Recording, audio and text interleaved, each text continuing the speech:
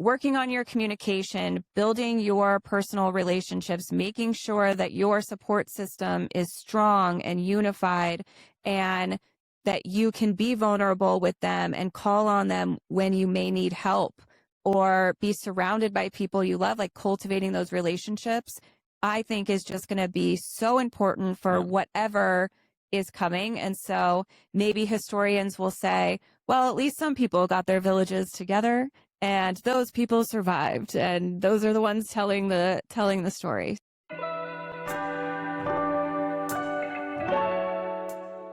Welcome to A Village in Progress. I'm your host, Alexis. Village in Progress is a weekly call between friends practicing meaningful connection in a world increasingly shaped by technology and AI. Each week, we'll share stories and insights from decades of friendship and explore the rituals and habits that have helped them thrive.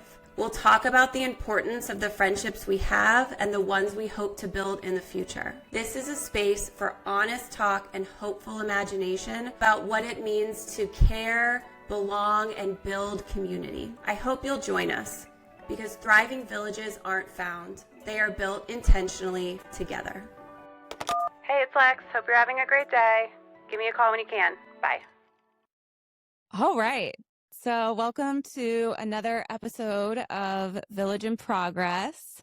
I am really, really excited about this episode. A little nervous. I'm sweating. My armpits are sweating. I don't know why I'm nervous. But I'm really excited because today's guest is the love of my life. My husband. What? I said that's me. Yeah, that's you. My husband, Lee. Thank you for, I don't know if you had a choice on coming on the podcast. Definitely not. I think I sort of told you that you were. But thank you for doing it. I mean, I wouldn't have chose you if you weren't as this supportive and weren't willing to do this with me in the first place. So, but nonetheless, thank you very, very much. I wanted to have you on because you are like the core of my village. You are what helped me make all of this possible. I mean, it's me a little bit too. It's me. Anything. But I hit record.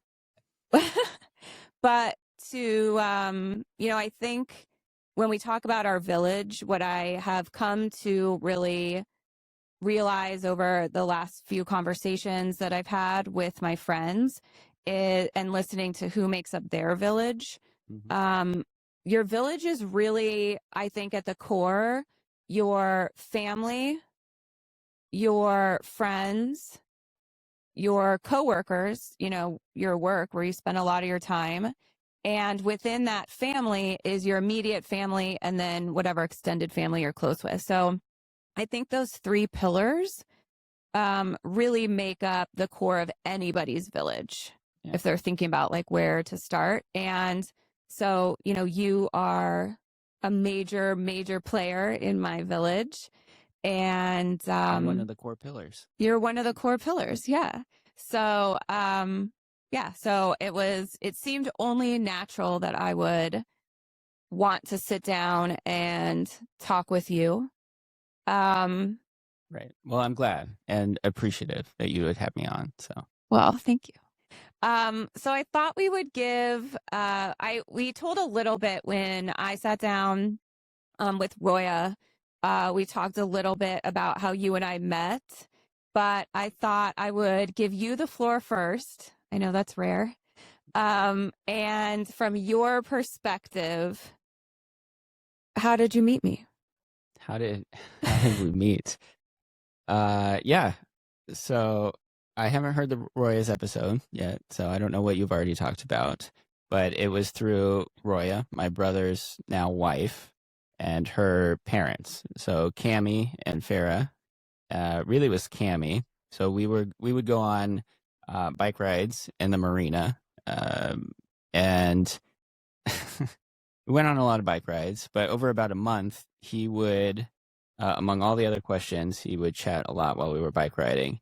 He would throw in little things about how interests that I would have in someone I would be dating. And I didn't really put it together. He would throw in weird questions and I wouldn't think much of it. But then finally, after about a month of these weird questions being peppered in, he straight up, he asked me, would you be open to dating a Jewish woman? And I said, yeah, Cami, I have no problem with religion. And then he sort of looked down a little bit and is like, what about an older woman? Oh, man. Oh, man. I said, yeah, Cami, I'm open to anything. I'm happy to meet whoever you think would be a good fit for me. And I said, go ahead and give me her number and I'll reach out to her. And he said, oh no, we can't do it that way. You have to do this the right way. I said, Cami, what is the right way? What is the right way? He said, I will invite you both over for dinner with Farah and I. I was thinking to myself, I didn't say this out loud, but I was thinking to myself, that is not going to go well. I love Cami and Farah. I love the tea and the whole setup, but I did not think that was a great So they are first date. Persian. So when they ask you over, it's a 5-hour affair with tea and cakes and food and lots of deep conversation. Yes, which I love, but not a great setting for a first date. That feels more like an arranged marriage setup. Yes. Oh, that's true. Yeah. Maybe I should have said yes. Well, it worked out anyway. But so what ended up happening was I was actually going out of town that week or the next week. And so Cami kept trying to invite you over and then you were going out of town and I was going out of town. So finally he just connected us both via text. And that's what I have here. I pulled up the actual text message that connected us and started it all. Oh, so I wanted to okay. read it word for word here. This is from Cami, and this was May 7th of 2019. He says, hi, Alexis and Lee. I would like to have you two connected. Wanted to do this through a dinner, but since Alexis is going to Europe, I thought it would be better for you two to meet when you are available. Hope to see you too soon. And you immediately responded, there's not even a time difference here, immediately responded, thank you, Cami. I said, thanks, Cami. Alexis, looking forward to connecting when you're back from Europe. Safe travels. And that was it. And then we texted, though. We took it off the group text. Yeah, we did. And I actually went back to try and find those, and I had erased my messages. So Ooh, that's shady. only until August of that year. Oh. But I don't even have that phone. I don't even know if I don't even know how that works. I could probably find them. Maybe we'll do a extra info thing, and I'll put those text messages. All the text messages. But no, so from there, we took it offline. I had never talked to anybody that was willing to schedule a first date like 3 weeks out. So it was a quick back and forth. I was traveling a lot at the time. I was working a lot at the time. But you were willing to wait, and I followed up 3 weeks later, and it was easy. We planned it, I think, for that weekend or the next weekend, and yeah, that was how we got connected. So I'll tell my version of that story. So I was working in real estate, and I got a lead that got connected with two people who were looking to sell their condo. And I showed up, and it was Cami and Farah. And the first meeting we had, I think, was maybe a few hours. They're always, when you're meeting somebody to sell their house, you always go a little bit in depth, but it felt very like they were welcoming me into their home and into their sort of ecosphere. And from the jump, I would say that we talked just as much about personal life as we did about business. And it was always come over, there's tea and there's cakes, and we're going to talk about everything. And again, it was always like a little bit of business and a little bit of personal. And from the first time I met them, I remember Farah just looked at me and she said, "Are you single?" And I was, and I said, well, yes, but, I don't like to mix that.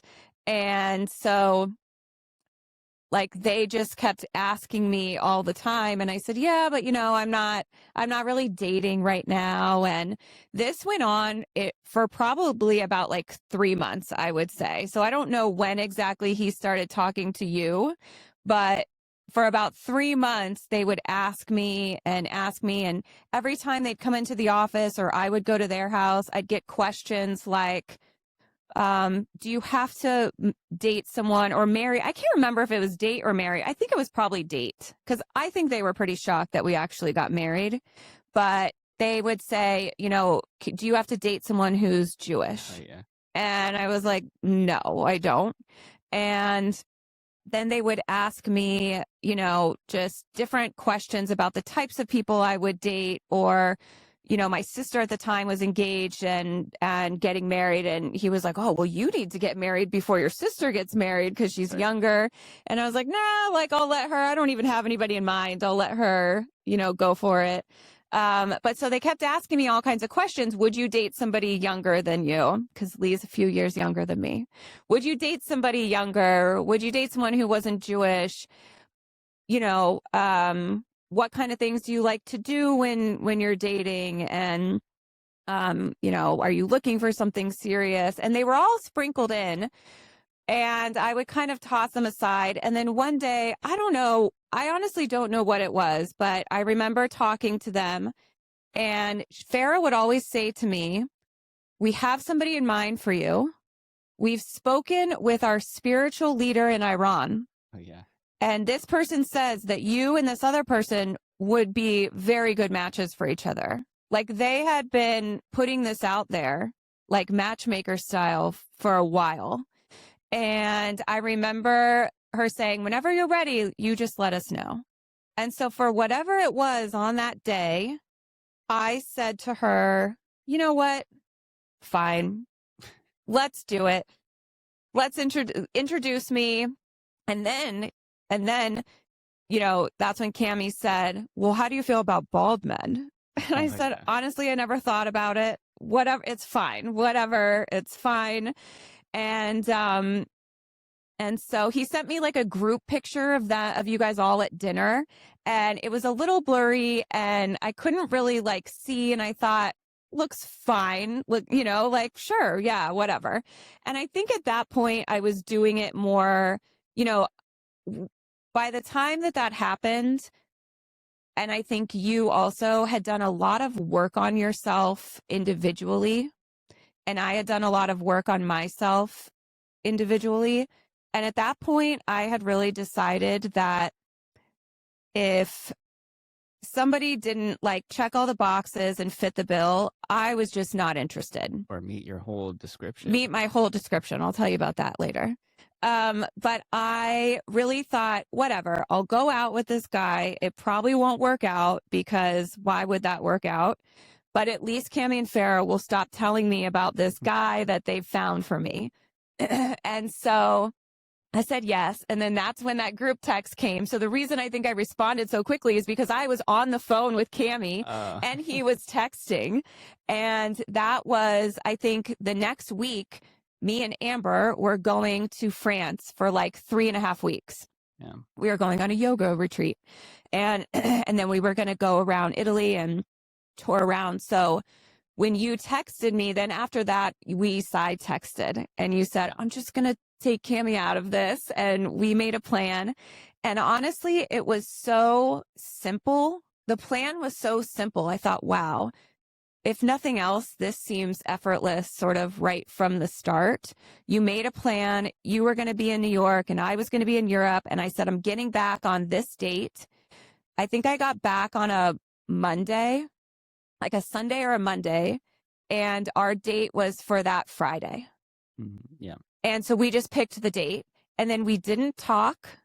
We didn't text, which is actually, I have to say, like, we didn't build any sense of a false relationship ahead of time.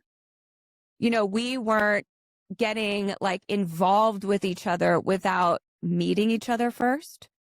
And I have to say, I think that worked to our advantage, because like, well, I just think it allowed us to really meet for the first time in person and go over everything with and like have conversations and get into things. So I actually really preferred that we weren't like it wasn't needy. It wasn't like oh, now we have to talk all the time. There was no sense of that. It was just very easy and worked for me and clearly worked for you. And I remember I was a little I got a little sick at the last leg of our Europe trip, and I wasn't feeling too hot when we got home. And I remember saying to Amber, I have this date on Friday. It's like Cammy's hookup, and I have this date. And honestly, if this guy does not text me by Wednesday to confirm, I'm just going to cancel or reschedule because I don't feel that good. And lo and behold, Wednesday comes. I didn't even ever tell you like when to confirm. Wednesday comes and I get a text. Hey, really looking forward to seeing you on Friday or something like that. Or are we still on? And then you said, why don't we meet here at this time? And I thought, well, I guess I have to go now because I had a Wednesday deadline. He met that. And it was very easy. You said, meet me here at this time. Let's do this. Now, I do have to say that he wanted to meet me on a boat in the marina at night, like just the two of us. And had Cammy not set us up, there's no way I would have said yes to meeting a stranger on a boat at night. Yeah, alone. Murder vibes. A little. I mean, I watched a lot of Dateline, so I was like, I didn't know that. Yeah, but and so it was just very easy, very, very easy, I would say. And then we had our first date. Yeah. We had. Do you want to talk about our first date? Yeah. No, I did some prep work. I got mixed nuts and some wine for us. We had snacks. We were sitting on the back of a boat, so I set it up on a little table there, and I remember I actually wasn't that nervous. I think I was excited to meet you. Cammy's description of you was Jewish, attractive, and smart. Well, I'll take it. I'll take it. And older than me. He did emphasize the older than me. But no, I was excited to meet you. I had no expectations of it. I was just happy to meet people. And then you texted me that you were out front. I remember it's a bit of a walk from where we were to the front. And so I walked there. I saw you through the double doors. It's like a double door entrance to this apartment building that you have to walk through.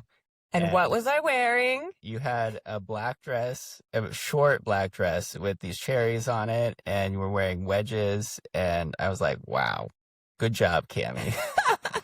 I hadn't gotten a group picture or anything. I didn't know what I was walking into. It was like pretty much a true blind date at that point. So that was a win.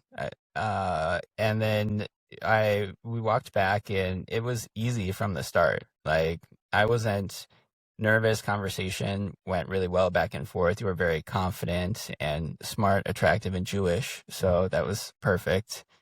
But I remember we sat on the back of the boat. We talked about the usual things, your trip, work, and then we talked about religion a little bit, more so in how we would be as a family, if that. And then, can you imagine first date? What kind of religion would you want for raising your family? Yeah. You did wait a couple hours. You waited like 2 hours. And our date was like 4.5 or 5 hours. It was long. It was, yeah.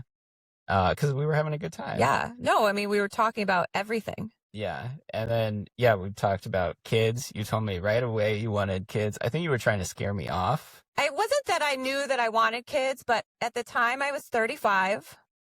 And I said, within 2 years. Something to the effect of, listen, I don't know what's going to happen, but if I am going to have kids, it's going to have to happen pretty soon.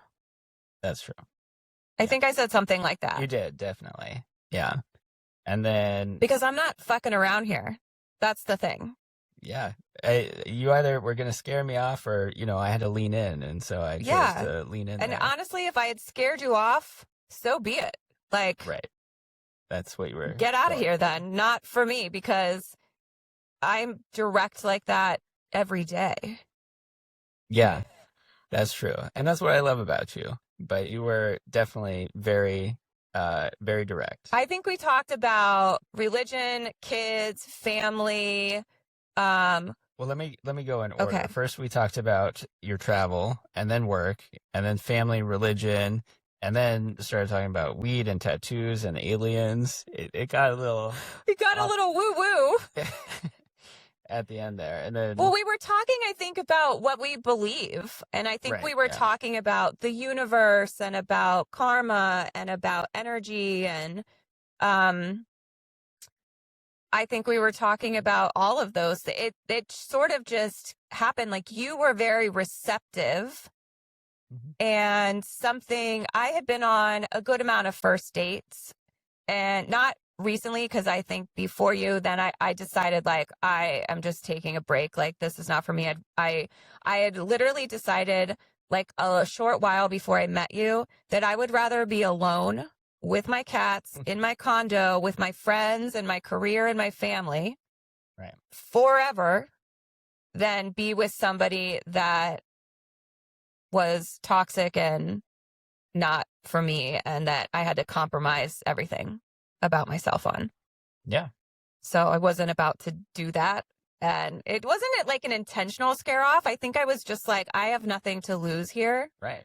So can you hang with this conversation? Can we talk about these things? Are we going to be able to talk about these things? Yeah. Yeah. I think we talked about, like, our credit, or like that we both owned houses and that was important to us. That's true. Yeah. What else did we talk about? A lot. We went through all of it. I remember it was cold. It was very It was cold. very freezing. And You did have blankets. I did, but I grew up in LA, so I'm not used to cold. I don't like cold. I don't. And so I had my big jacket on. I'm sure I had my beanie on, and I was like freezing. And I think you told me you thought I didn't like you. Yeah, I because- think halfway through I thought, wow, this guy's really cool, but I'm not really sure if he's into me. And then I went to go to the bathroom. You walked me out. I went to the bathroom and I came back, and our chairs were much closer together than they had been. And almost as soon as I got back, you leaned in for a kiss. And I thought, Yeah. I guess he is into me. And true. then we, talked a bit more. And then when it was time, we didn't even go. I think the plan was maybe that we were going to go to dinner, but we were talking so much. And I felt like on that date, I really got a sense that you were a real person, like you were real. You had a seriousness to you, but also not too serious. Like, you took things seriously like I did. So you weren't somebody who was afraid of challenges or afraid of the bigger, more important things in life. And you were open to share those with me. Yeah. Yeah, I felt from our conversations, really what I was looking for without really knowing was someone that could help support, what we're trying to build and where I was headed. And I had never had that before. I was happier being by myself than I had ever been before. But you were the first person that I had met that I thought, wow, we could definitely be good together. And so, I wanted to explore that further. Yeah. And so then you drove me home, I did. and he said to me in the car, I'm working all day tomorrow, so I won't be able to call you, but I would love to go out with you again. I'll text you. Or you didn't say call you, but you said I'm working. I said I was working all day. I remember I was gonna, I was gonna drop you off, and I told you I was working all day tomorrow, which was true. And that I would text you and I'd love to see you again. And you looked at me and you said, or you could call. I said, got it. I will call. And you did. I So I did. didn't hear from you the next day. And then the following day you called. Yeah. And we never left a date after that without sort of lining up our next plan. Mm-hmm. And I knew so one of the things that Cammie had told me was he's very busy. He's very busy. He doesn't have a lot of time. And I knew from speaking with you and from hearing about different things that you were busy. But one of the things that I really appreciated about you was that you did make time for me. I did. And yeah. anytime a meeting ended early or canceled, I remember you called me and you said, "Oh, this meeting got canceled. Do you want to like go to the movies?" And I was like, "Yes, like let's go." And the cutest thing, I'm just going to say, I may share this because I know Lee still has this video. I know we have it because I've seen it recently. He was driving in the car. I don't know how safe this was, but you were driving in the car and you took like a video message. You took a video message and you just said, "Hi, I hope you're having a great day. I'm just thinking about you and wanted to say hi." And I don't know if you said like, "I'll see you later tonight," or "I'll see you soon," or something. And I thought, oh, it wasn't even a text and it wasn't a call. It was you sent me like a little videogram. Very embarrassing, but I did, yes. And so I knew that while you had a lot of things going on in your business, you were making time and effort for me. And it never felt like, and when we were hanging out, we were hanging out. You weren't on your phone, you weren't doing stuff. And so I knew that you were making time for me, which made me feel very special and very important. And I think to your point of support, like I was very involved in my business and you were very involved in your business. And so during the day, we wouldn't really talk at all. And I mean, we texted. We would text here and there, but it was the type of like constant. I think it was like exactly what each of us needed.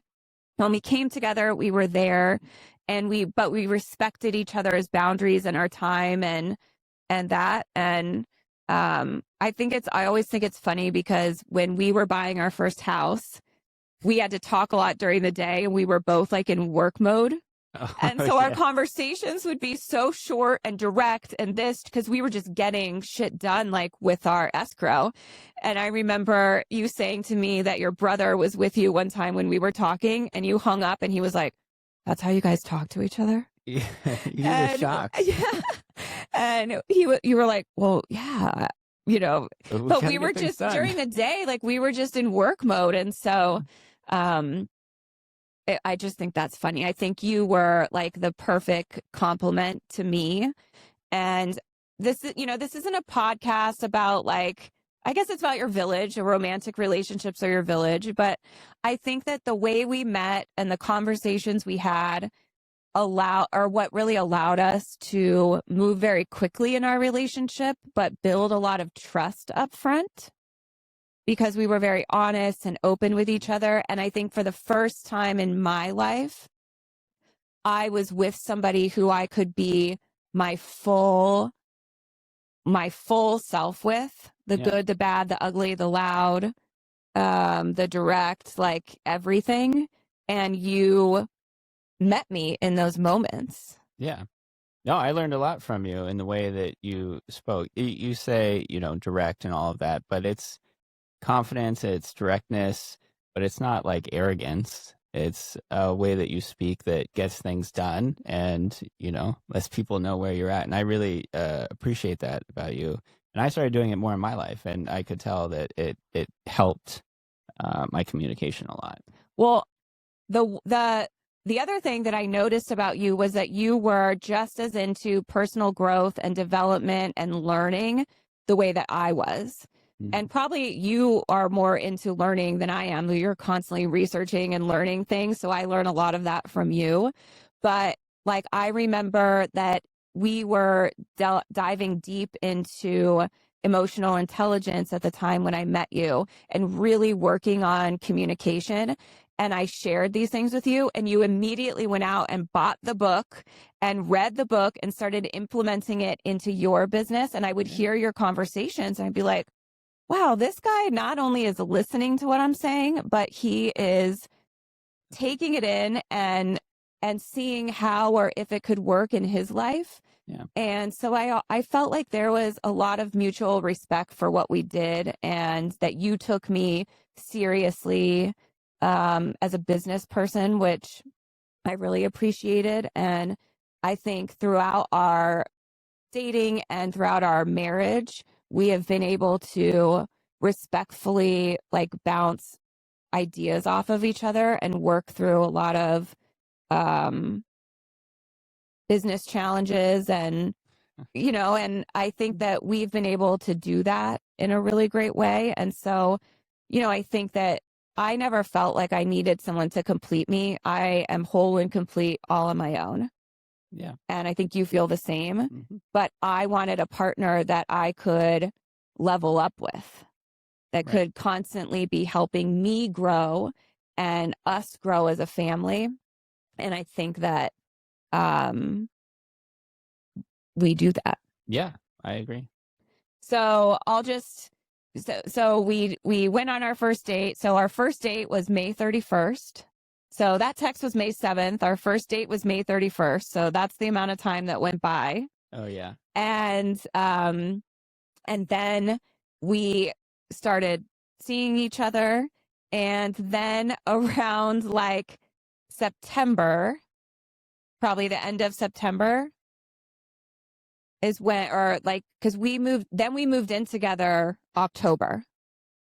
Yeah. Right? Mm-hmm. Like the beginning of October. In your place. Yeah. And then we bought our first house the beginning of November. Yeah. We lived together 3 weeks. 2 weeks. Well, so Lee had just like redone his condo. Yeah. And had a designer help him. And so I had lived in my condo for not even a year. And I loved that condo. It was like amazing. It was like my dream place. But it needed some finishing touches. So I remember like asking for the woman's number who did yours, contacting her. She came over. I thought she was just going to like suggest some plants and maybe some art. And that lady tore it up. She was like, you need this, this, this, this, this. And she left. And I was like, whoa, God, is my place like terrible? And what am I doing here? And are Lee and I ever going to live together? These are like all the things that went through my head. Are Lee and I ever going to live together? What's going on here?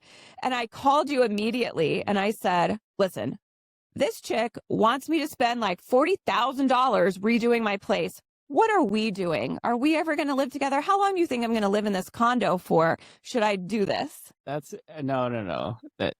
That's you did call right away and you said this and you were upset and we talked about it and we were meeting that night. You remember? Well, yeah. But I think I said something along those lines in the call and you said, why don't we get dinner? We'll get a drink. Like, let's meet at Playa Provisions. If anybody hasn't been there, that restaurant is awesome. So that was like our go-to spot. And so we met for like dinner. Yeah. And I remember before that, I had been at my friend's house earlier that day having lunch with her.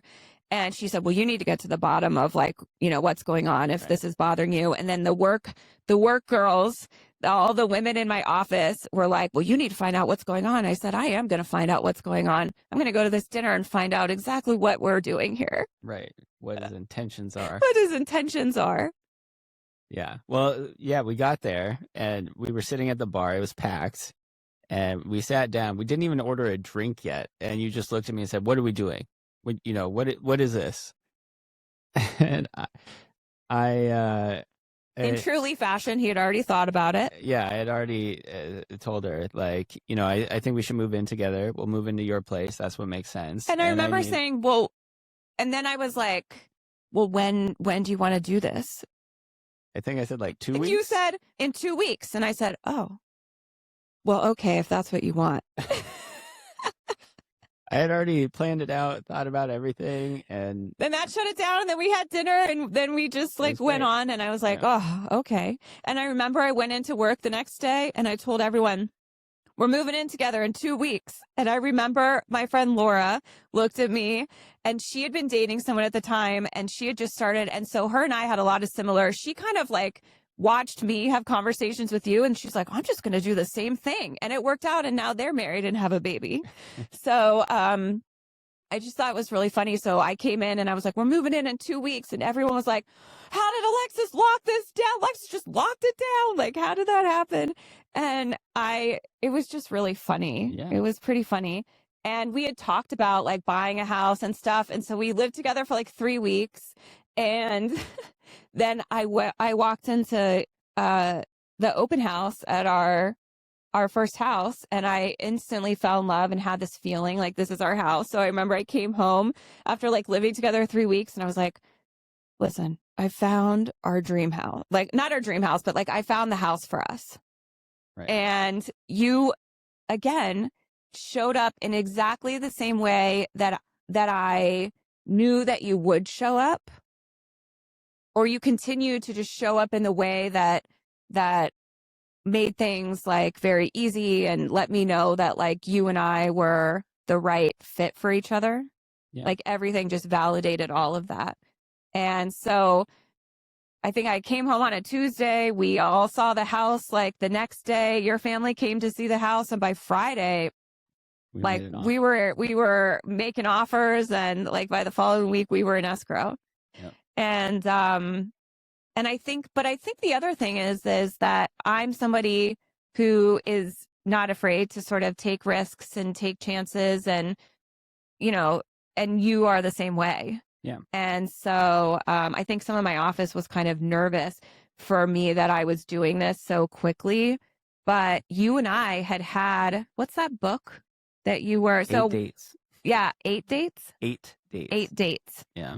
So you had been working off a book, and I had been working off my own personal checklist of like 26 items that I had created.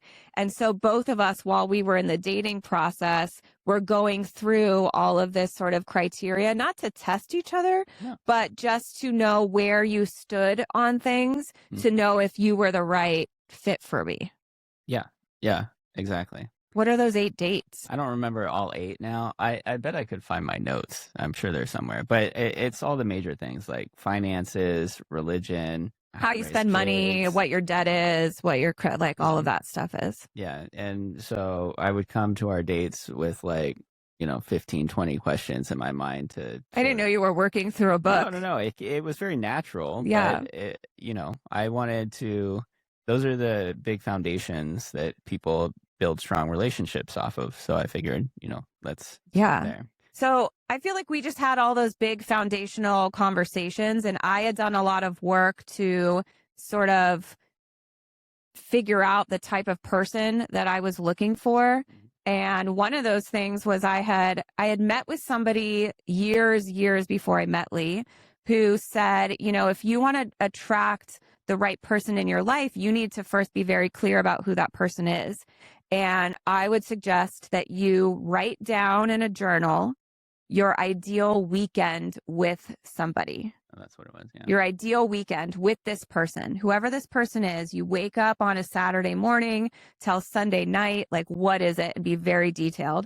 And I think I wrote out like 6 pages of something like from you wake up to this, you say this person called, like it was very detailed. And I kind of then put that away. I also made a list of non-negotiables. And it was, and you checked off every single one of those things. All the boxes. And they weren't like shallow, superficial, like looking things. I think one of the things was like he owns his own house, because I owned my own house. So why would I not want that in the partner that I'm choosing, that you've been able to do this? One of them was like, has a tuxedo, can go to a dive bar. Like I wanted someone who could go to a gala and go like to the dive bar. So there were things like that. And you checked all those. And I remember after we were engaged, we were on the boat, like we hung out all summer on the boat that we met, and we got married there. And I remember I brought the journal with me, and I was reading it, and I remember thinking like, holy shit, this is like, and I remember making you read it. Yeah. And I think the only thing that was missing was the private jet. Yeah, was it a helicopter or a private jet? I forget if it was a helicopter or a private jet. But everything else was like exactly the same. And I remember thinking, wow, I really did manifest you, because I was just very clear. And I think manifesting is about clarity and also action to back that up. And I think that, I'll take the credit for myself there. I worked really hard to make that. I made a lot of choices that led me down that path. So, So that's sort of like the trajectory, I think, of our relationship. And throughout our relationship, I threw you into all of my friend group. Well, my friend group, which was really Josh and Amber and all the people I worked with. Yeah. And I threw you into my work family. So everybody there knew you. So I involved a lot of people in our relationship. I had to get a lot of approval. Yeah. But I think, my work family and my friends were very important to me, and people that I spent 90% of my time with. And so it was very important to me. I think in previous relationships, I had compartmentalized my personal life with everything else, because those people, we just couldn't have a relationship that included everybody. And I didn't want that. And I wanted to bring everybody together, and I wanted everyone to feel comfortable together. And I wanted to be able to bring you to all of our events and to do stuff. And so I involved a lot of people. What was that like for you? What was that like? Well, it wasn't as bad as you would think. I wasn't as nervous as I thought I would be. One, because you take a lot of time to pick the people that you surround yourself with. So I knew that everybody that I was meeting was worth meeting, if you want to put it that way. I remember the first time I met Josh and Amber at the same time it was Josh's house. It was Food Shop, right? Food Shop is a big dinner. I don't know if you've talked about it. I haven't really talked about it that much. But it's a big warehouse space in Venice. It's like a big warehouse in Venice run by people that Amber and I met in France that lived here. We were on the same yoga retreat together. Oh, I hate it. Yeah.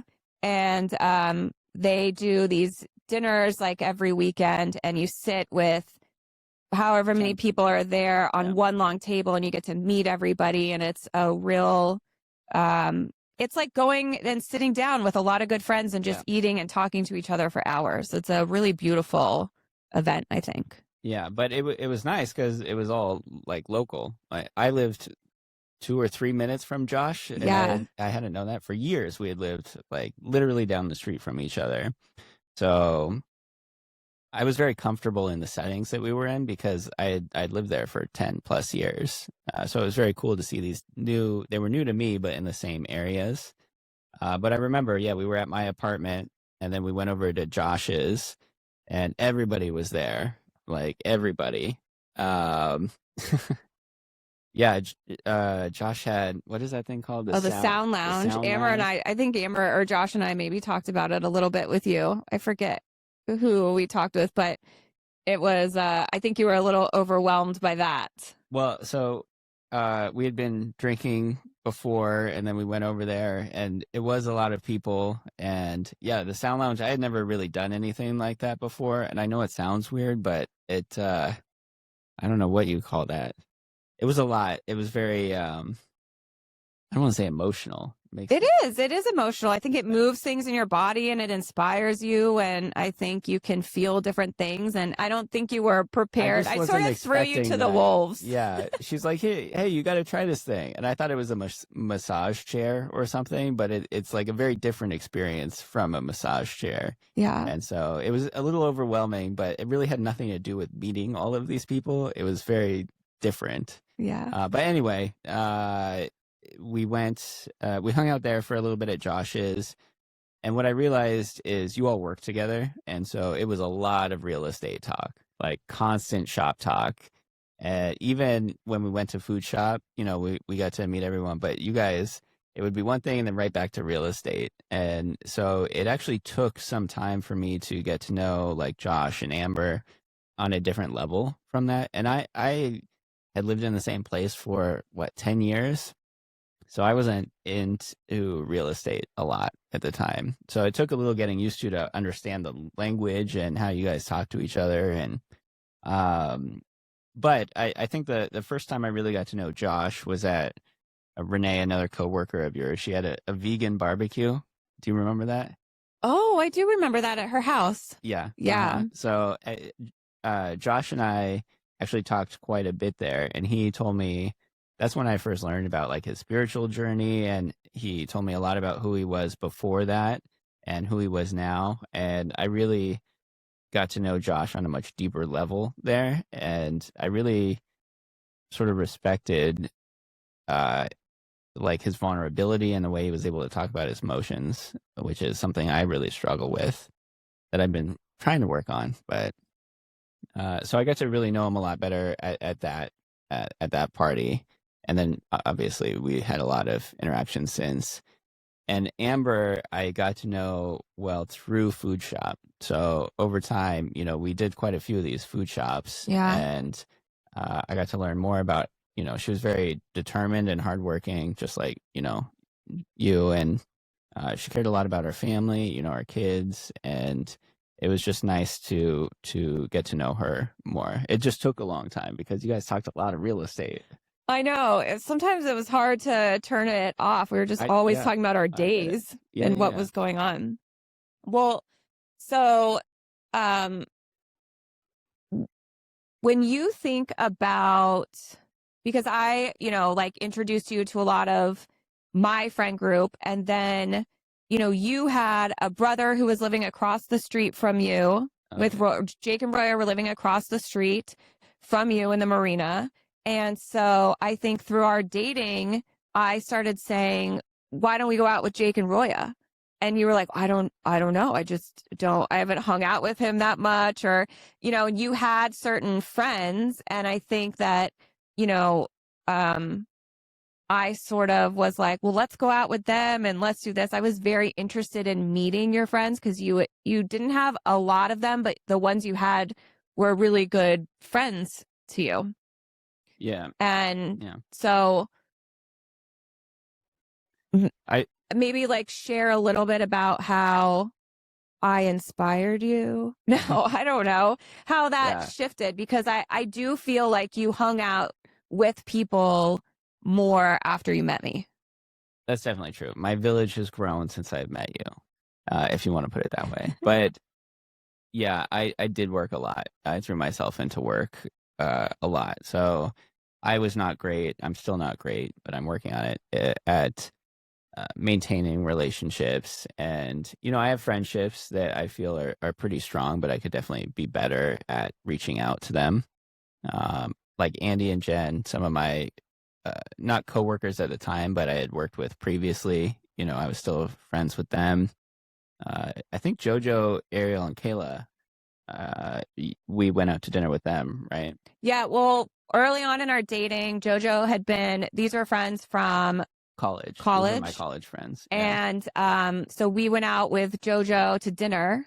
Yeah. I met him. You were like, okay, so now you have to meet like these people. And then the first time I met Ariel, she came to visit because she was living up like in the Bay Area. That was it was on a Sunday. We had open house. I remember the Grammys were on. Actually, I think it was the Sunday that Kobe died.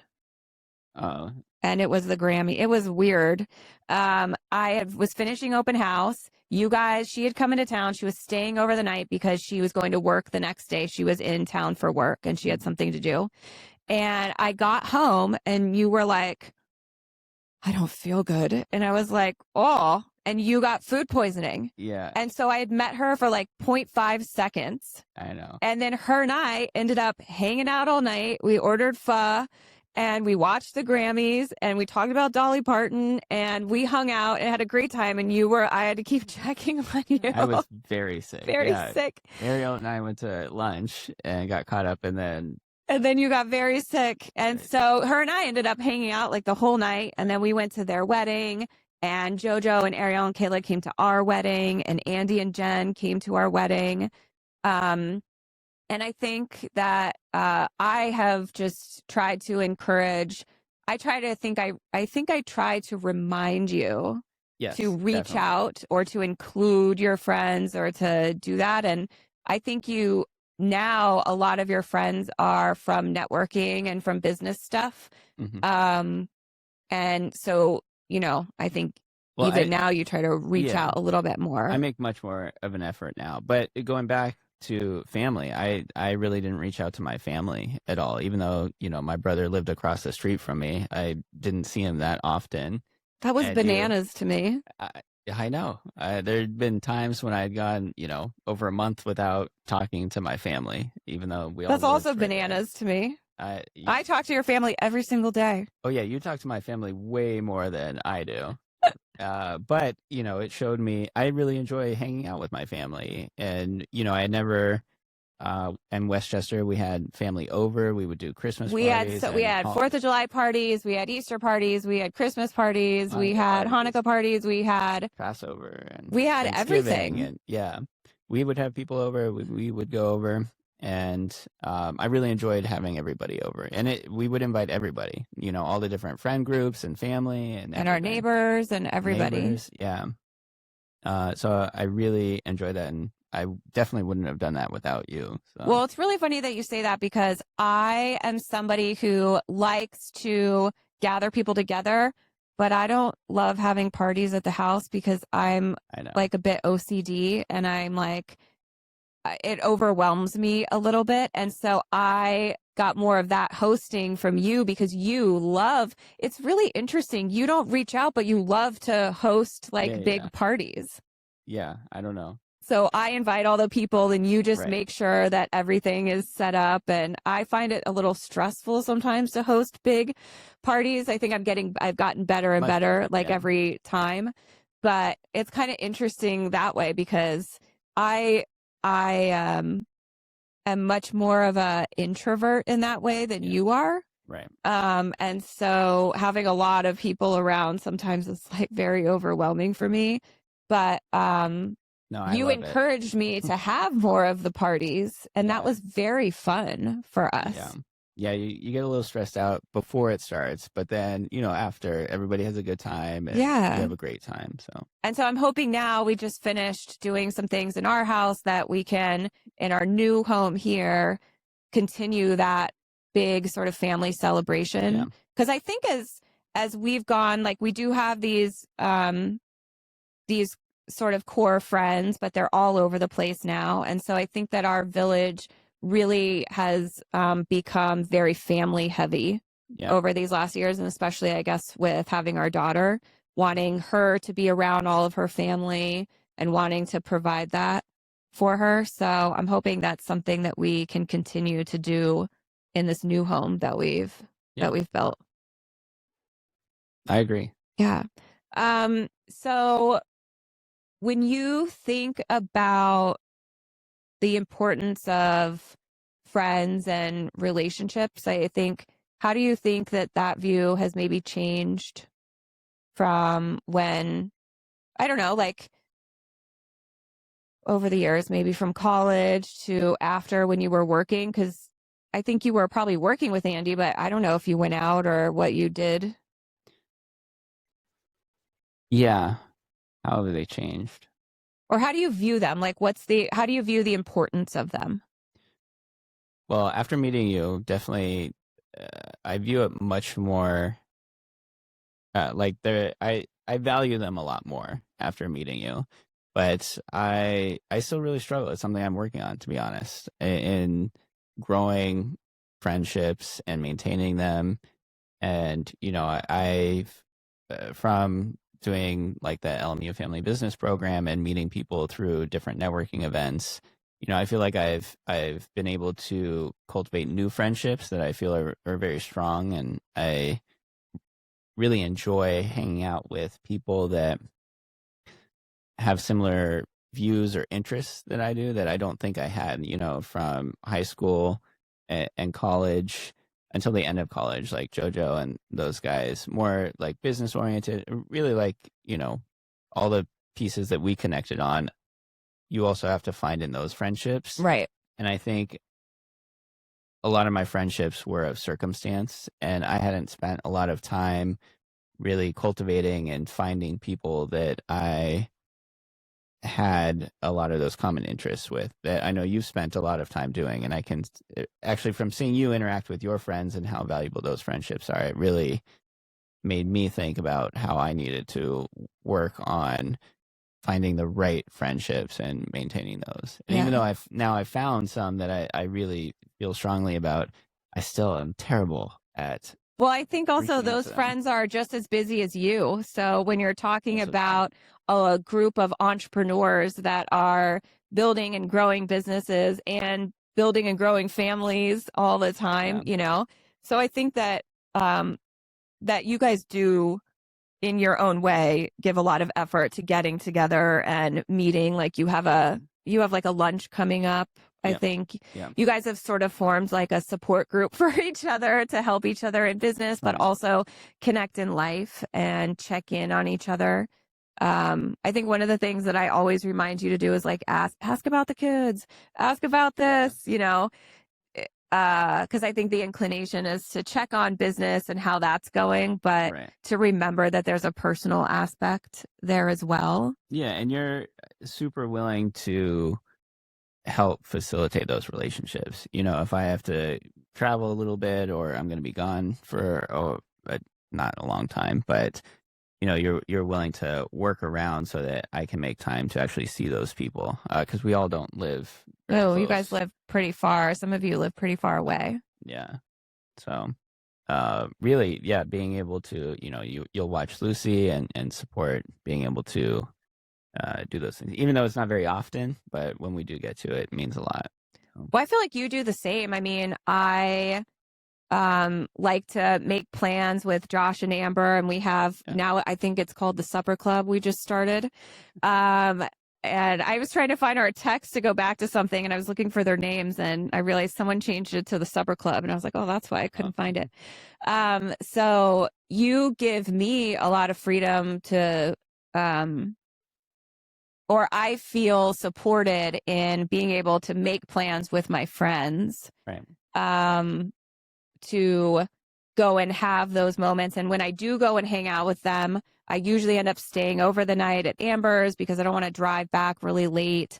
So, it's like it's like a whole night and then a day. And I never feel like I get any grief about it, which is really nice. And I've been doing some dinners with my friend George, who just moved here.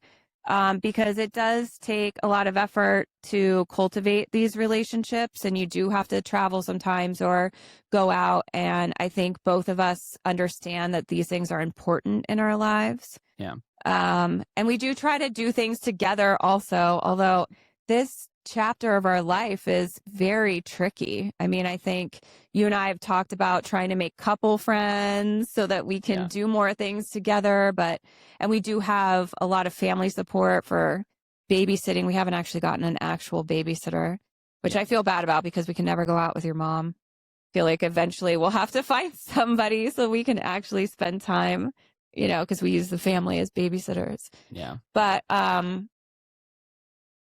we've talked about trying to get couple friends, and what are we looking for in couple friends? Honestly, I don't know. I don't know either. We'll have to think about that. It'd be nice if someone also had kids, because I feel like we do end up, as much as you don't want to, you end up talking about your kids. Right. Yeah. Well, like Shayna and Justin and. Yeah. But we just, it gets harder with everyone's schedules and doing that. But I feel like, to your point before about finding the right kind of people that you want in your life, I think I was very lucky to have landed in real estate, to be surrounded by some of those people who were big thinkers and could dream really big, and I really connected with that.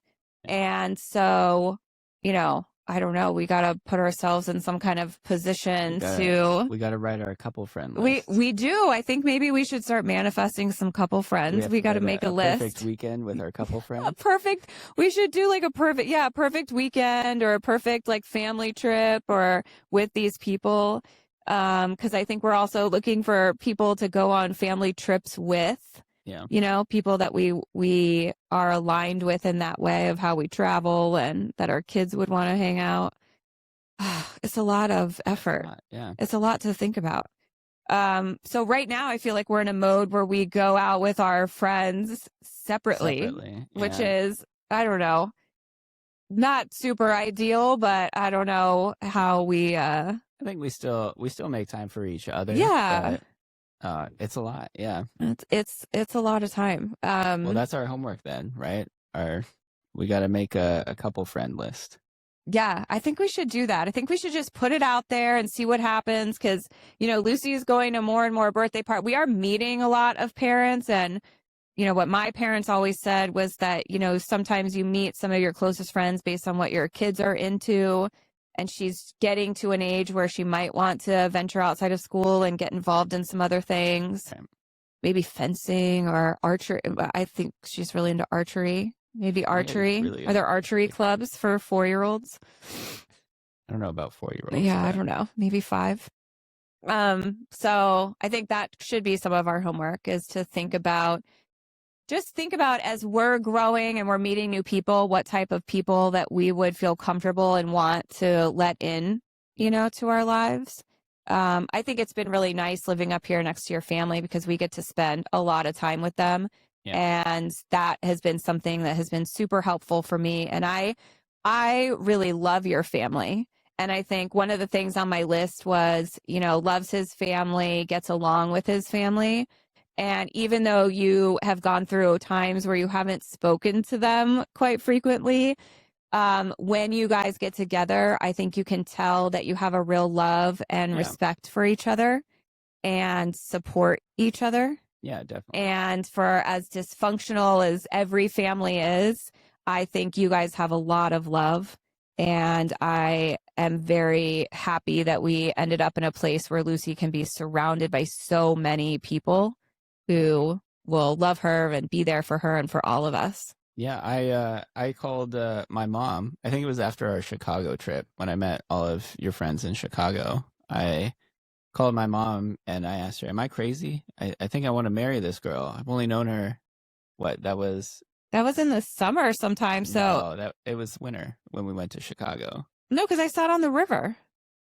Oh, wow. Then, yeah. It was before we moved in together. So it was probably August or September, maybe. I think it was September, yeah. But we'd only known May to September, but not even really June. That's true. Yeah. Yeah. Anyway, she encouraged me. And so here we are. Well, I remember too. So when we had first started dating, I don't know how long we'd been dating, maybe a month, or maybe this was when you were with your mom because you had lunch with your mom. Oh yeah, I was sitting it was breakfast. I was at my office and I was talking to, I think I was actually talking to Laura because we sat right next to each other. And I don't know how it came up, but I thought, is he my boyfriend? I don't know if he's my boyfriend. They were asking you if I was seeing other people. Oh, if we were exclusive. And I was like, I don't think he's seeing anybody else, but we haven't explicitly said that. And so I think I texted you, what do I call you? With like one of those emojis, right, like the one where the girl's like, I don't know. Yeah, you texted me, are you my boyfriend? Oh, is that what I just said? Are you my boyfriend? I don't know. Yeah, very direct. Well, I needed an answer. I was at Iggs and Things with my mom, and I showed her. So I think I said, I don't remember. Yeah. I think you said yes. I said yes. Yeah. And then I had to run to the DMV. I was there to renew my license or something. What'd your mom say?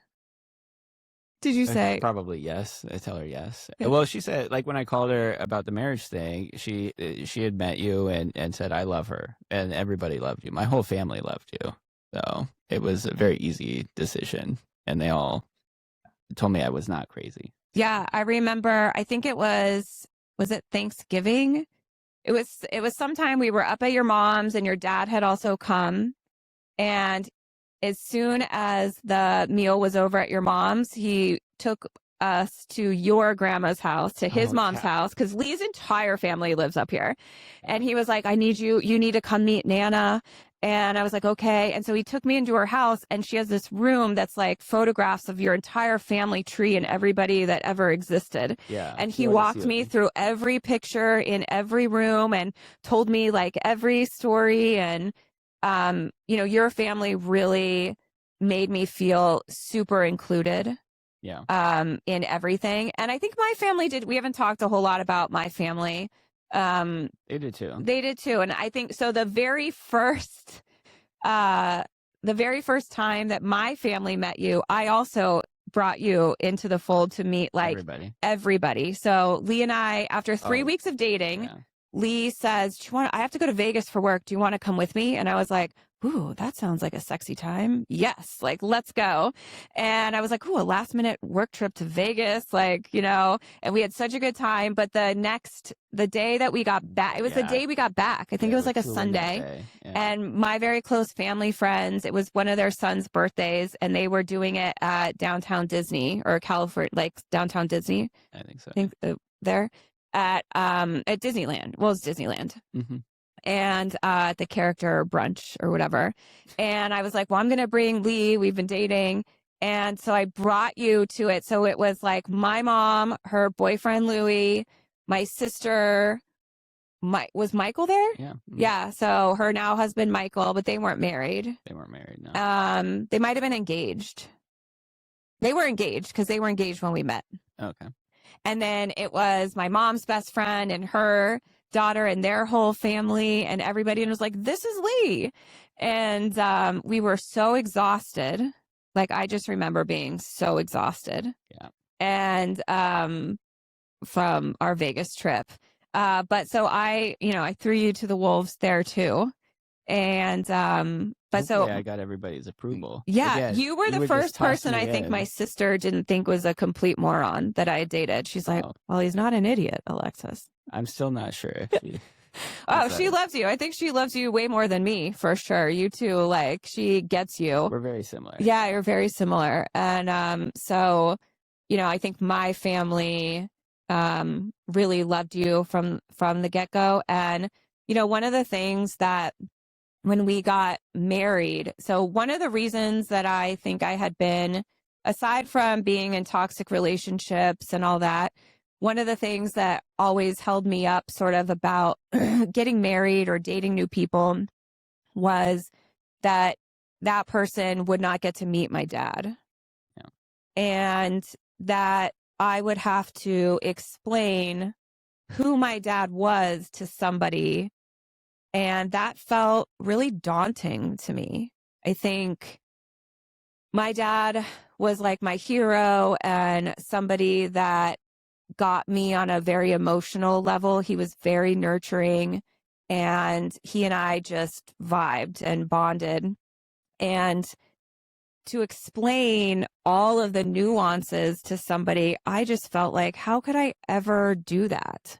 Yeah. And I think when I met you, there were parts of you that I just always remember thinking in the back of my head, like, my dad would dig this guy. Like, my dad would want to talk about, you know, like going to the casino. You like had talked about counting cards. And I think my dad fancied himself like a James Bond type of like guy. And so I think there were so many things along the way that I thought, oh, my dad would just really dig you. And in fact, the night that we got engaged, on Christmas Eve, you were in the kitchen and you were cutting up like something for drinks, or you're doing something, the limes. And I look over and Lee is juggling limes. Now, I had never seen you juggle before. That was the first time. And on the surface, like, not a big deal. But my dad juggled.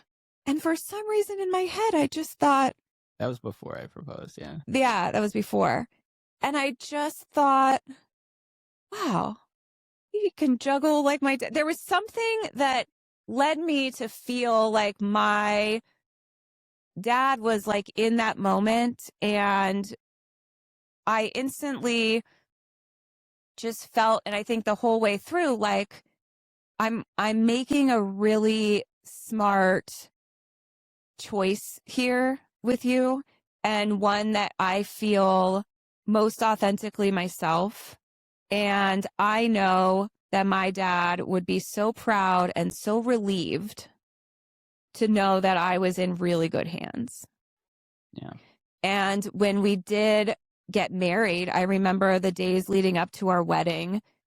We were supposed to get married. We were supposed to get married in November. We were going to get married at Food Shop. We had arranged it, and we were going to get married at Food Shop. Then COVID hit, and then we were locked in all summer. And so I remember we were sitting out on our back patio, and they were talking about how like things were just starting to open up, but then there was going to be a new wave of COVID in November.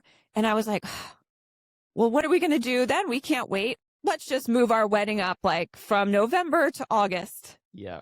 That's what we did. And we planned our wedding in like a month. Yep.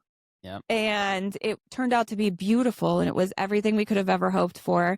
But I remember leading up to that, people asking me, are you sad that your dad's not here? And I remember thinking, well, of course I wish he were here. But I felt super at ease with it, because I knew that that's all he could have ever wanted, was for his daughters to find men that loved them for who they are and that they felt safe with. And I feel like that's all he would have ever wanted. And so I felt nothing, I think, but joy. Well, I know nothing but joy on our wedding day. And of course, I would have loved him to be there. Of course, I think that goes without saying. Yeah. But I didn't feel sad like I always had thought I would.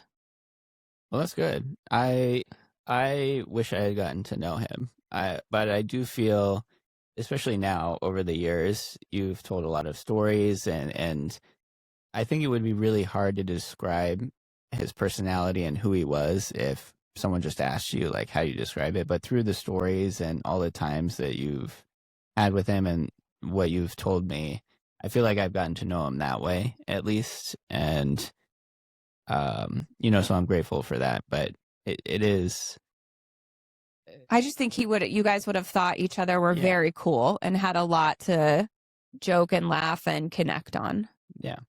I think for sure. Well, that just, I think I just felt very at peace when we got married. Yeah. And I felt like he was definitely there and would have loved every moment of that. Yeah. All right. So I think as we get back to relationships and different things, I think one of the things as I look back, like I always try to think, what have I learned from different experiences? And what do you think that you have learned about friendships or relationships over the last, let's say, 6 or so years? Yeah, a little bit about kind of what we already talked about, right? That one, they're very important. So I was very focused on work and business for a long time. And definitely over the last 6 years or so, having a daughter and spending more time with family and seeing how you interact with your friends, it's shown me that friendship is a very important part of just living. And so maintaining those relationships are important, and it does take work. I mean, I see all of the work that you put into those relationships. Honestly, you making time to go see your friends and calling them, texting them. I mean, you check in with your family every day. Every day I check in with someone from my family or your family. I'll hear you call, or you're on your phone with your friends. And I had never done any of that, really. I only would use the phone or texting or any of that to make a plan to see them, which was very infrequent. But you showed me that you can check in with them, even a quick phone call or things like that. And so, when I have to drive somewhere or something like that, I try and call one of my friends and just check in. Even though it feels super awkward, it always ends up being totally fine and like great to check in. And I feel like they appreciate it. And, it does help maintain those relationships and build them up. So trying to do that more. And then just spending time with family. I think you're really great at getting our family together, and I really appreciate that. It takes a lot of the burden off of, not that it's a burden to do that, but all the scheduling and all that kind of stuff. And honestly, even with friends, you help schedule a lot of that too, which I really appreciate. Well, I think, one of the things that I'm just working on now more than ever is the example that we're setting for our daughter. Yeah. And I want her to understand how important friendship is and how to be a good friend and what having good friends feels like, what it feels like to receive from a good friend and what it feels like to give to a good friend.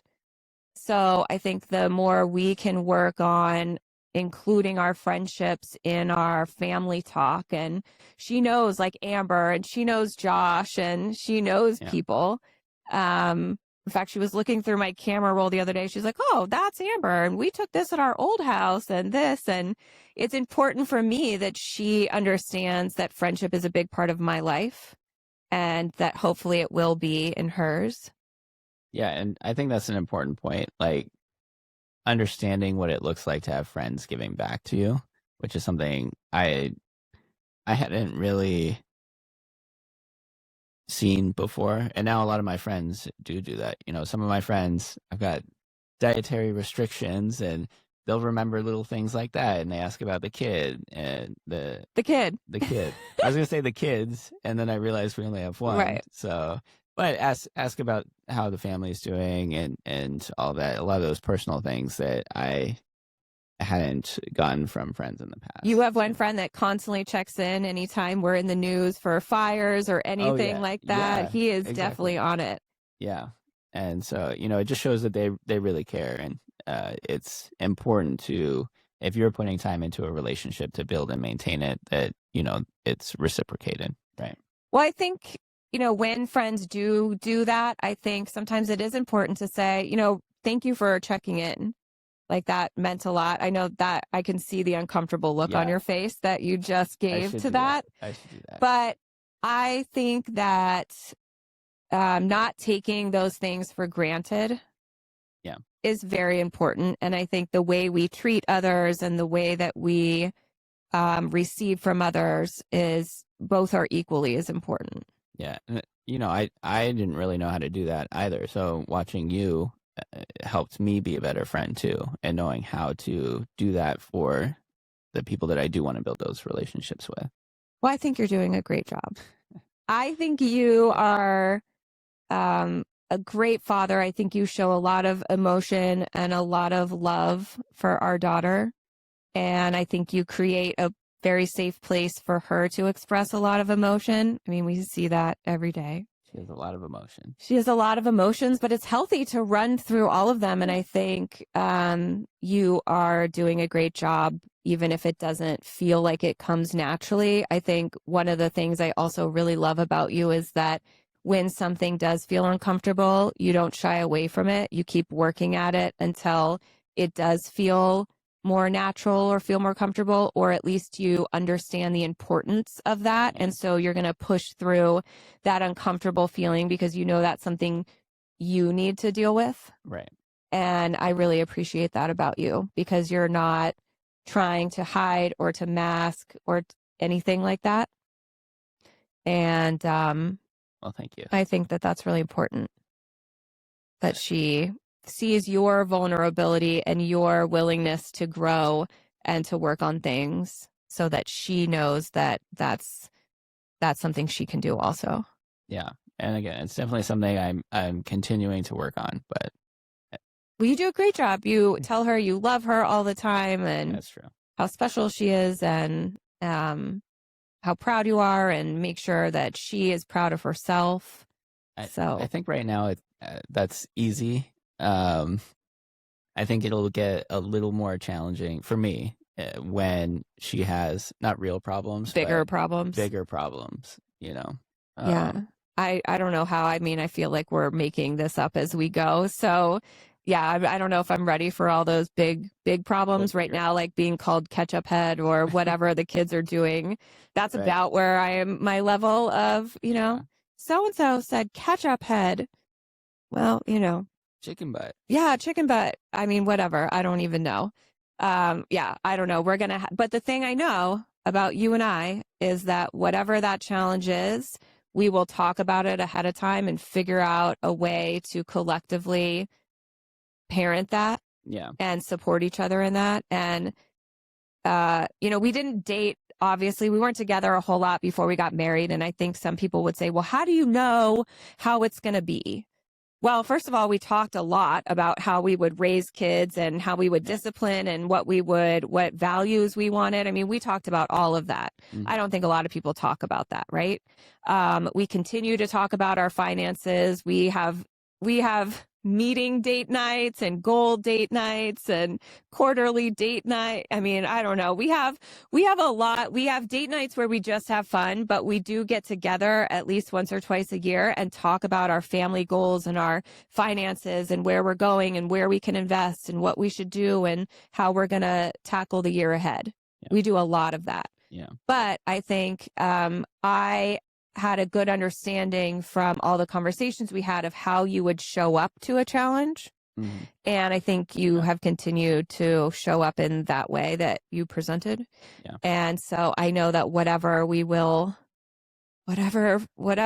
problems and challenges she's had, we will figure out a way to have a solid message together.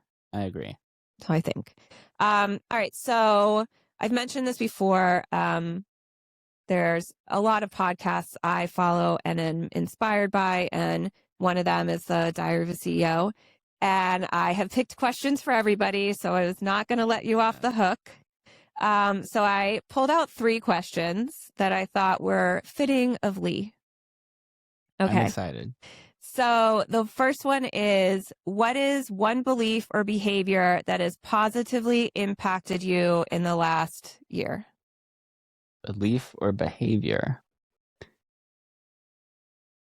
That's a tricky one. Probably, given that everything that we've talked about, it's actually, you know what, this one, directness and open communication, I've really been focusing on in probably more the last 6 months than the last year, but that has really not opened some new doors, but changed how things have been moving. And as much, when we first started dating, you were very direct. I learned a lot of that and improved my communication, but especially, I don't know if we want to talk about this, but the landscape project. So we've been redoing our house, and I have been managing the contractors. Yeah, but seeing how you handle those situations, and not just them, but throughout a lot of things. I think they're afraid of me, for sure. They definitely are afraid of you. But you're not wrong in the way that you've been talking and communicating, and we've discussed, how lack of communication can be a problem, and the cadence of communication is very important. So I've been sort of bringing that into work both internally and externally, and I've seen those improvements over the last 6 months for sure, and we'll continue to keep that going. Yeah, I think that's super important. And I do check in with Lee sometimes and say, is that too much? And he'll say no, or he'll tell me like, every once in a while. So every once in a while, mostly with my family, he'll say, yeah, I don't know if I would have said it like that, or so you do keep it real with me, which I appreciate. But definitely open communication and being direct and following up, so important. Yeah. So important. Even if there's nothing to follow up with, you have to follow up. Right. All right. Second question. What is one topic no one is talking about now that historians will study in the future?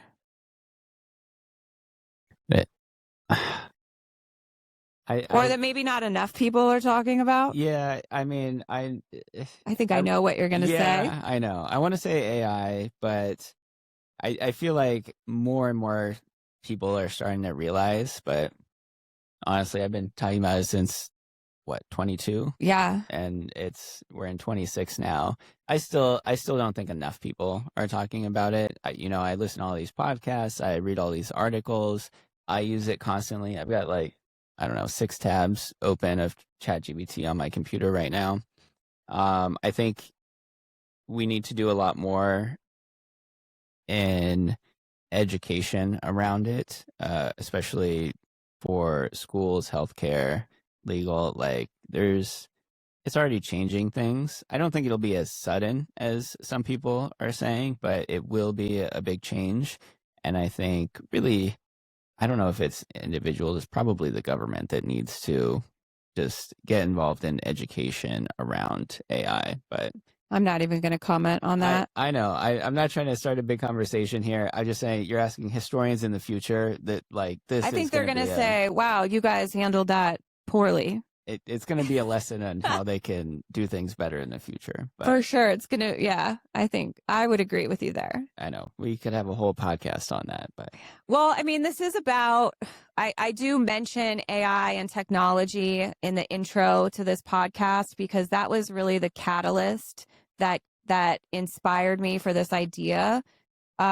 Because again, just working on your communication, building your personal relationships, making sure that your support system is strong and unified and that you can be vulnerable with them and call on them when you may need help or be surrounded by people you love, like cultivating those relationships, I think is just going to be so important for whatever is coming. And so maybe historians will say, well, at least some people got their villages together and those people survived, and those are the ones telling the story. So, I'd rather be in that camp than whatever other. No matter what happens, it's never a bad idea to build up your village. Yeah, I would agree.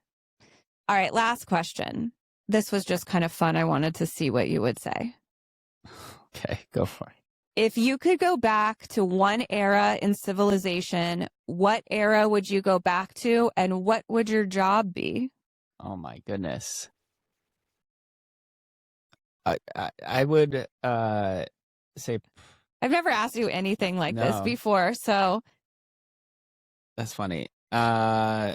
Probably the medieval era. okay. I know it's weird, but I think I know enough just general knowledge. You mean from playing WoW? No. From battling? No. From a science perspective. Okay. I'd probably be a magician back then.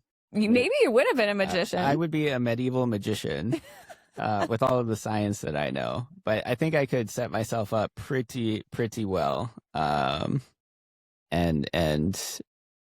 although I know it's probably a terrible time. What do you mean science and medieval times? I mean, I don't think of science when I think of medieval times. Right, because they didn't know a lot. Oh, so you're saying you take the science you know now. Oh yeah. And what people think you're like a wizard? Yes. Like poof, like potions. Yeah, like you're curing diseases and right, even just natural medicines and how to synthesize things and concentrate them. They'd have much more powerful effects. You could. And why medieval times? Because I feel like you could take science into any of those eras then. That's true. I don't know. I was thinking Roman times, but those were pretty intense and brutal. Medieval times were also brutal. Honestly, I would prefer to live now out of any of those times, but we all smell better now for sure. That's true. I don't know. Medieval because there's starting to get some technology, but they're not advanced enough where what I know would still have a really large impact. I'd have to think about this more. I think on the surface, I would have said Prohibition times. I don't know why. Seemed fun. Seemed a little lawless and fun. Well, I don't know. I mean, that seems really dangerous. It does seem nothing dangerous. I know would really help me get further during those Well, times. this is why your brain is it's good to have both perspectives, because I wasn't thinking about that aspect of it at all. I was thinking, what would be more fun and what would my fun job be? And you're like, what could I take now and like be, Right. very instrumental in that time period, which is why I love you. This is why my brain doesn't work this way. So I partnered up with someone whose brain works very technically, and you're very detail oriented. So I feel like that's a really good compliment to me and my more holistic, big picture thinking. Right. So I love that. Before we go, I wanted to read. Uh-oh. So I thought this was a good way to end, because I think as we are moving into these new chapters in our life, I just couldn't be more proud to have you as a partner and as a friend and a lover. And I don't know why that seems so funny. A strong lover. But I just really appreciate you, and I appreciate what we've built here and what we're continuing to build and how we work together to do that and support each other. So these are our vows. These are our wedding vows. I'm going to read them. Oh man. Okay. Because I think they still hold true today. And I think that at the core of our relationship, this is really what we're about. Yeah. I promise to love you in good times and in bad, when life seems easy and when it seems hard, when our love is simple and when it is an effort. I promise to always hold you in the highest regard, to be your loving friend and partner in marriage, to talk and to listen, to trust and to appreciate you, to respect and cherish your uniqueness, and to support, comfort, and strengthen you through life's joys and sorrows. I promise to create and hold a safe place to share our hopes, thoughts, and dreams as we build our lives together. May our lives be ever intertwined, and our love keep us together. May we build a home that is compassionate to all, full of respect and honor for others and each other. And may our home be forever filled with peace, happiness, and love. These things I give to you today and all the days of our life. I think that through everything, these are all the things that we're striving for. I mean, I think we've made changes in your business. I mean, I think we've spent a lot of time defining our family's core values and what our family is about, the three of us. And I think that, I think we've lived up to these. And I think we continue to honor all of these promises that we made to each other. Yeah, I remember we wrote those together. And again, this was before AI and all that kind of stuff. Yeah, before AI, we wrote our vows. Okay. We did. And I remember thinking, this is the way, I want our marriage to be. And I think a few people commented on our vows, right, at our wedding. Maybe they do it at everybody's wedding. I don't know. But I think now looking back, and I haven't read those. And at our wedding, I know it's a blur. It's a blur. But I think we really have upheld those. And I think it was true. That's how we wanted to live. But now this is also how we've been living in our marriage. And I think we'll continue to do that. I think so too. Is there anything that like all of these guests, we could talk forever about a lot of things, but I just wanted to introduce you to the podcast viewers and give a little insight into how I think we live our life and the things we think about and the choices that we've made. Yeah, no, Is there anything I missed? No, I think I'm very happy to be here, and I was a little bit more nervous than I thought I would be. Me too. I was sweating a little bit. Go over, our relationship and how we met, and we've talked about this stuff before, but it's always nice to kind of relive those. And I don't think I do it enough to tell you how much I appreciate you and what you've brought to my life. So I just want to say thank you for all of that. Oh, we do. Actually, every time we watch Love is Blind or one of those dating shows, all Lee and I do is go, man, we're so lucky to be with each other. That's true. We're so lucky that we found each other and we talked about all these things. So I think we do. I think the last time we actually went through our vows was one of those dating shows where I forget which one it is. It's not Love is Blind, but it's one of those where they live together as like married. They get married. Maybe it's like Married at First Sight. Then they live together. And then like after a few months, they have an anniversary where they show them their wedding, yeah, that's right. and they replay like the wedding day. And I was like, oh, I think it was the last time we looked at these, which was probably like 2 or 3 years ago, 3 years ago, at least. It was a while ago. Yeah. So that's funny. But every time we do watch one of those dating shows, I think you and I look at each other and go, oh, Yeah. thank God. Thank God we found each other. That's true. Yeah. Well, I want to thank you. I always love getting to spend some uninterrupted time. We don't get to talk that often. I'll just tell a funny story. We redid our backyard. We have a pool and a hot tub jacuzzi spa. I don't know what the hell you call it. We all call it different things. And our daughter didn't want to go in the other night, and so she sat on a lounge chair.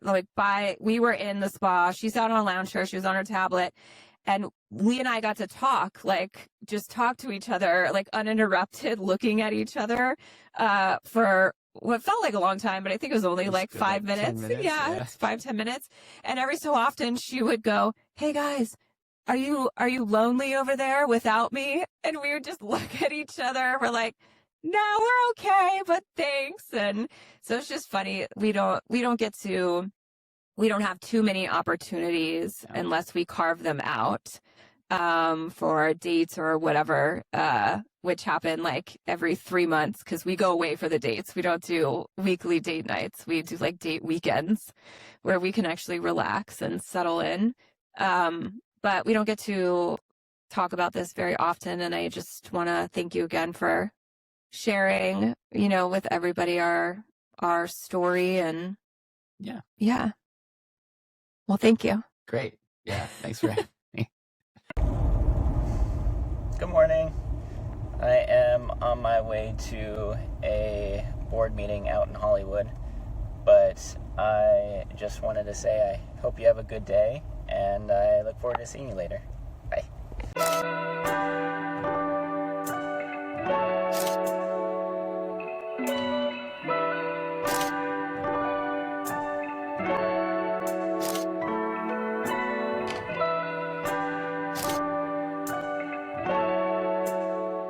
If this episode inspired you to reach out to someone or make a new connection, we would love to hear about it. Please send us a message or drop us a comment on our Instagram at Village in Progress Podcast, or you can drop a comment on our YouTube channel at Village in Progress Pod. And if you would like to hear more of our episodes, please subscribe on YouTube, follow us on Instagram, and subscribe and follow wherever you listen and watch. From our village to yours, thank you so much for listening. Keep connecting, growing, and let's build something meaningful together. Talk to you next week.